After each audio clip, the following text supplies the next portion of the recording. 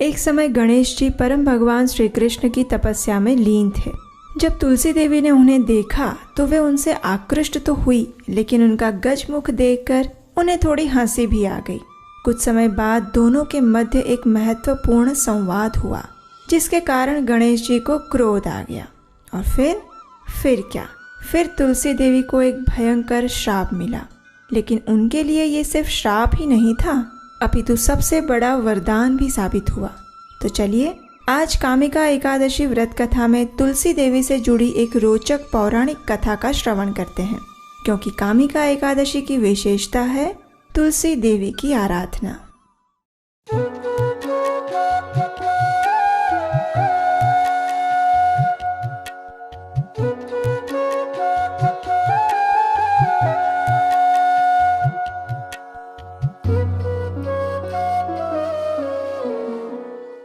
हरे कृष्णा।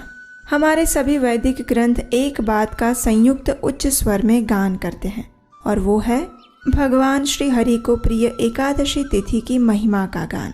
वर्ष में आने वाली 24 और मास में 2 बार आने वाली प्रत्येक एकादशी तिथि समान रूप से भक्ति शक्ति प्रदायक है।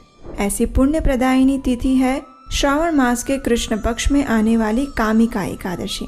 तो चलिए आज हम चातुर्मास में आने वाली सर्वप्रथम सर्व मंगलमय कामिका एकादशी कथा का श्रवण करते हैं। इस कामिका एकादशी की विशेषता ये है कि इस दिन भगवान के साथ साथ उनकी शुद्ध भक्त और प्रिया तुलसी देवी की पूजा आराधना करने का भी महात्म्य है। इसलिए कामिका एकादशी की कथा के साथ साथ आज हम आपको तुलसी देवी की एक सुंदर पौराणिक कथा भी सुनाएंगे। तो अंत तक हमारे साथ इस कथा यात्रा में बने रहिएगा। ये उस समय की बात है जब महाराज युधिष्ठिर के धर्मराज्य की छत्रछाया में संपूर्ण पृथ्वी सुखी और समृद्ध थी। एक दिन इस धरातल पर मानवीय लीला करने और भक्तों की रक्षा करने हेतु इस धरातल पर प्रकट हुए परम भगवान श्री कृष्ण उनसे भेंट करने के लिए आते हैं। युधिष्ठिर महाराज उनका सर्वश्रेष्ठ रीति से स्वागत सत्कार करते हैं और फिर विश्राम के समय में युधिष्ठिर महाराज अत्यंत विनम्रता पूर्वक भगवान श्री कृष्ण से कुछ जिज्ञासा प्रकट करते हैं।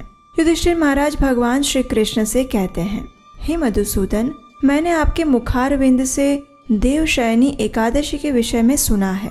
अब आप कृपा करके मुझे श्रावण मास के कृष्ण पक्ष में आने वाली कामिका एकादशी के विषय में बताएं।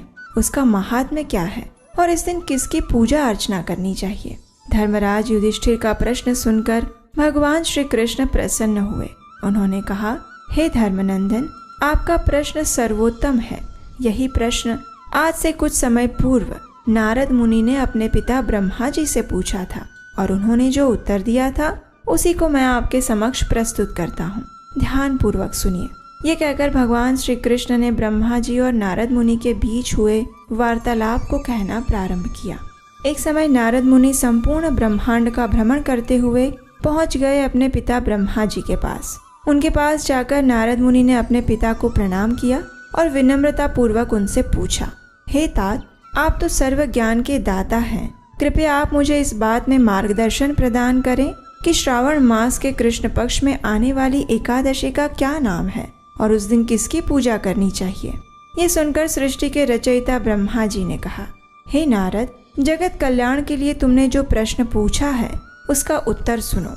श्रावण मास के कृष्ण पक्ष में आने वाली परम कल्याणी तिथि को कामिका एकादशी कहते हैं। ये एकादशी इतनी पवित्र है कि उसके स्मरण और श्रवण मात्र से वेदों में वर्णित वाजपेय यज्ञ करने का फल प्राप्त होता है।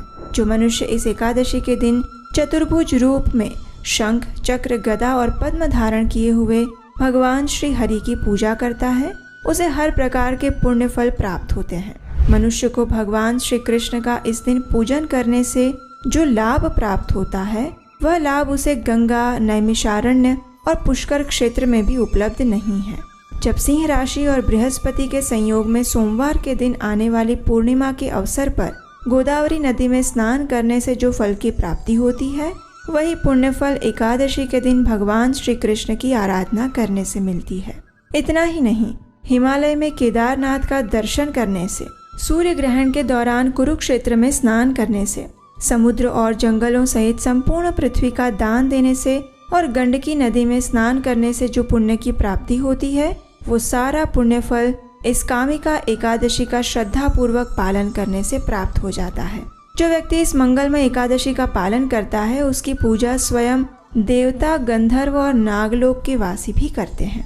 ब्रह्मा जी ने इस एकादशी की महिमा का गान करते हुए आगे कहा, स्वयं भगवान श्री हरि ने मुझे बताया था कि जो मनुष्य संपूर्ण निष्ठा से इस एकादशी का पालन करता है और रात्रि के समय कृष्ण कीर्तन और हरि स्मरण में जागरण करता है उसे यमदूतों के दर्शन कभी नहीं करने पड़ते।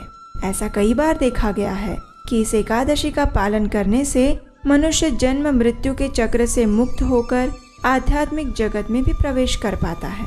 इस एकादशी का एक विशेष महात्म्य और भी है। कामिका एकादशी के पवित्र अवसर पर जो व्यक्ति कृष्ण प्रिया तुलसी मंजरी के नव अंकुर भगवान श्री कृष्ण के चरणों में अर्पित करता है उसके वर्तमान और पिछले जन्म के सारे पाप नष्ट हो जाते हैं। इस दिन तुलसी के पौधे का मात्र दर्शन करने से, उनका स्पर्श करने से और उनको प्रणाम सहित प्रार्थना करने से व्यक्ति हर प्रकार के रोग से मुक्त हो जाता है। जो इस दिन तुलसी को जल अर्पण करता है वह यमराज के भय से मुक्त हो सकता है। और जो मनुष्य इस कामिका एकादशी के दिन तुलसी के पौधे को उगाता है या फिर तुलसी महारानी की सेवा करता है उसे भगवान श्री कृष्ण के साथ उनके दिव्य धाम में वास करने का अवसर प्राप्त होता है। तो इस प्रकार ब्रह्मा जी ने नारद मुनि से कामिका एकादशी के महात्म्य का वर्णन किया। चलिए अब हम आपको बताते हैं ब्रह्म वैवर्त पुराण में वर्णित और ब्रह्म कल्प में घटित तुलसी देवी की एक पौराणिक कथा। एक समय विघ्नहर्ता श्री गणेश जी जंगल में परम भगवान श्री कृष्ण की घोर तपस्या कर रहे थे। उसी समय नव यौवना तुलसी देवी भी धर्मध्वज राजा की पुत्री के रूप में अवतरित हुई थी और भगवान नारायण की तपस्या करने हेतु विविध तीर्थ स्थानों में भ्रमण कर रही थी। उन्होंने भगवान की तपस्या करते हुए सुंदर गणेश जी को देखा और उनसे आकृष्ट हो गई। लेकिन अब देखिए, गणेश जी का गजमुख देखकर उन्हें थोड़ी हंसी भी आ गई। ये देखकर गणेश जी ने उनसे पूछा, हे देवी, आप कौन हैं और आपके यहाँ आने का उद्देश्य क्या है? गणेश जी के मधुर वचन सुनकर तुलसी देवी ने कहा, मैं धर्मध्वज की कन्या हूँ और मैं पति प्राप्त करने हेतु तपस्या कर रही हूँ। आपको देखकर मैं आपसे आकृष्ट हुई हूँ। कृपया मुझे अपनी पत्नी के रूप में स्वीकार करें। इस बात को सुनकर गणेश जी ने कहा, हे देवी, विवाह करना बड़ा ही भयावह कार्य है और विवाह सर्वदा दुखों का कारण बनता है। इसलिए मेरी विवाह करने की कोई इच्छा नहीं है। इसलिए कृपया आप मेरी ओर से अपना ध्यान हटाकर किसी और पुरुष को ढूंढिए। ये सुनकर तुलसी जी को बहुत क्रोध आ गया और उन्होंने कहा, तुम्हारा विवाह अवश्य होगा और वो भी 2 स्त्रियों के साथ। जब गणेश जी ने उनका ये रूप देखा तो उन्होंने तुलसी जी को श्राप दिया, हे देवी, तुम निसंदेह असुर पत्नी बनोगी और फिर तुम वृक्ष बन जाओगी।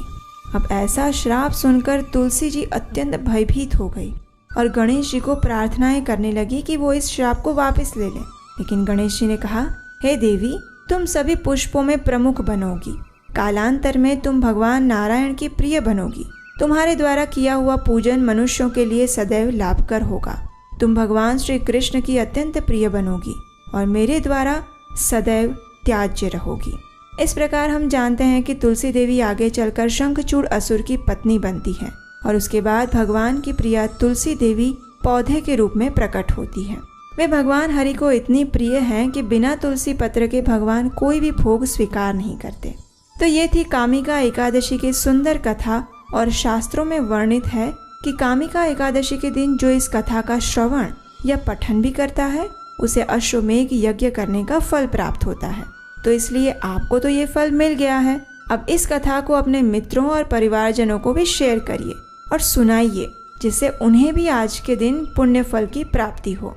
अगर आप हमारे चैनल पर पहली बार आए हैं तो इसे सब्सक्राइब किए बिना मत जाइएगा, क्योंकि यहीं पर आपको वैदिक ग्रंथों से प्रमाणभूत कथाएं निरंतर प्राप्त होती रहेगी। अब देखिए, जैसा कि आप जानते हैं, हमारी वैदिक सनातन संस्कृति न सिर्फ सबसे प्राचीन है अपितु सबसे महान भी है। लेकिन वर्तमान समय में लोगों की अज्ञानता के कारण उसकी महिमा के विषय में अधिकतर लोग अनजान हैं और उन सबको वैदिक संस्कृति का प्रचार करने का प्रयास हम कर रहे हैं। अगर आप भी हमारे इस अभियान में जुड़ना चाहते हैं या इसमें हमारी सहायता करना चाहते हैं तो स्क्रीन पर दिए गए नंबर पर आप हमें अपना आर्थिक योगदान भेज सकते हैं। अगर आप हमारे व्हाट्सएप और टेलीग्राम ग्रुप्स के साथ जुड़ना चाहते हैं तो पिन कमेंट में दिए गए लिंक पर क्लिक करके जुड़ सकते हैं। और हाँ, अगर अभी तक आपको नहीं पता है कि इस एकादशी का पालन कैसे करना चाहिए और इस दिन क्या क्या करना चाहिए, तो आप हमारी कामिका एकादशी व्रत विधि वीडियो देख सकते हैं। इसका लिंक नीचे डिस्क्रिप्शन बॉक्स में दिया गया है। तो चलिए पवित्र चातुर्मास में आने वाली इस मंगलमय कामिका एकादशी का श्रद्धा और निष्ठा पूर्वक पालन करते हैं और स्वयं को परम भगवान श्री कृष्ण की सेवा में समर्पित करते हैं। हरे कृष्णा।